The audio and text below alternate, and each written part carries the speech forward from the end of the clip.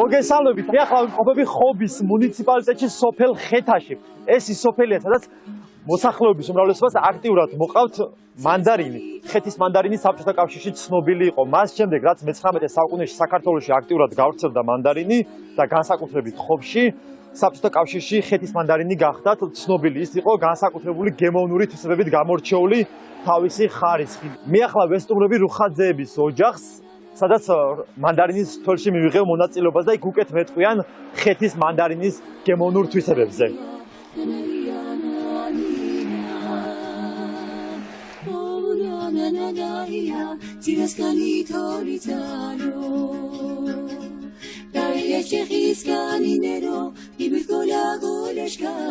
მასპინძელო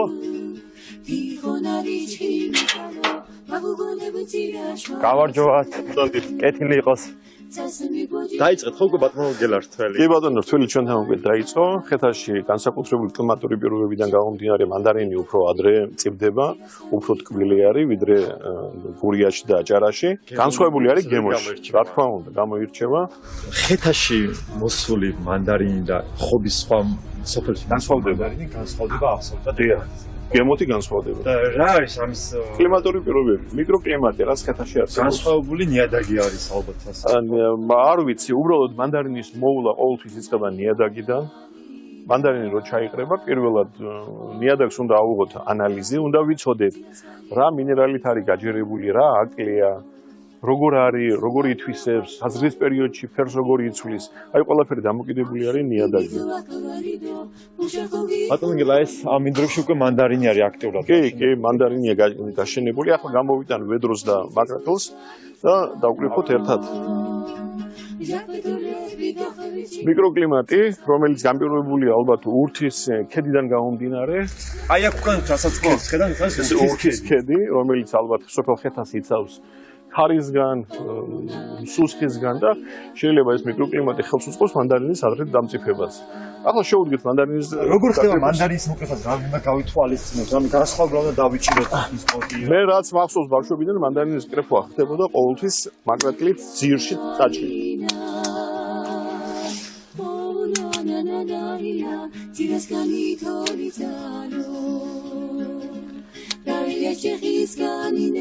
როდის ხდებით რომ მანდარინი მოსაკრეფია?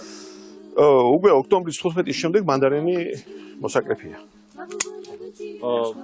გვალვებს და მნიშვნელობა. კი, გვალვას მნიშვნელობა აქვს, დიდი მნიშვნელობა აქვს გვალვას, იმიტომ რომ აი ყვავილობის პერიოდი რო აქვს, მაშინ და წვიმიანი ამინდი რო არ იქნეს, დააყრეს ყვავილსაც და ნაზარცაც. რამდენჯერ ხდება კრეფა ძირითადად? ამ ერთი თვის მანძილზე ნებისმიერ დროს შეიძლება მოაკრეფო. შეიძლება თავდაპირველად უფრო ყვეთლები გამოკრიფო, მწვანეები დატოვო, აცადო 1-10 დღე და მერე ისე მოუბრუნდე რთველს. რეალიზება საბიკეთებს ძირითადად. თვითონ მყიდველები ჩამოდიან, დისტრიბუტორები მოდიან და დისტრიბუტორებს მიაქვს.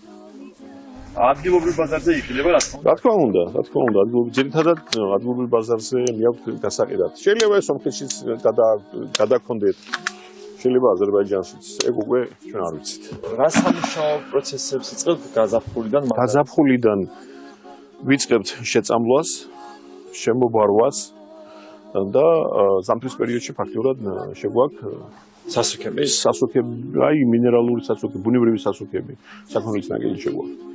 მერე გაზაფხულზე სადღაც თებერვლის მარტის ბოლოს აპრილიდან ვიწყებთ უკვე შეწამლას. ამას ვწამლით თავიდან ბორდოს ხსნარი.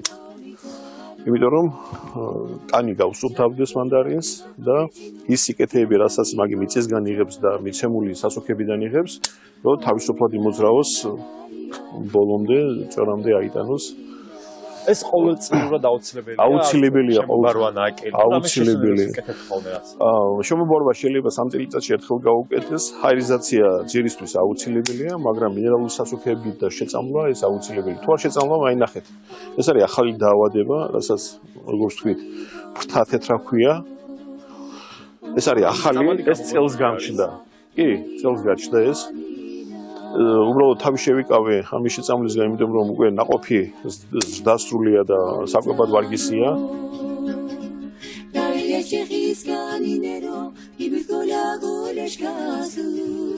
ეს ჩემი დღევანდელი რთველი სოფელ ხეთაში დავასრულე.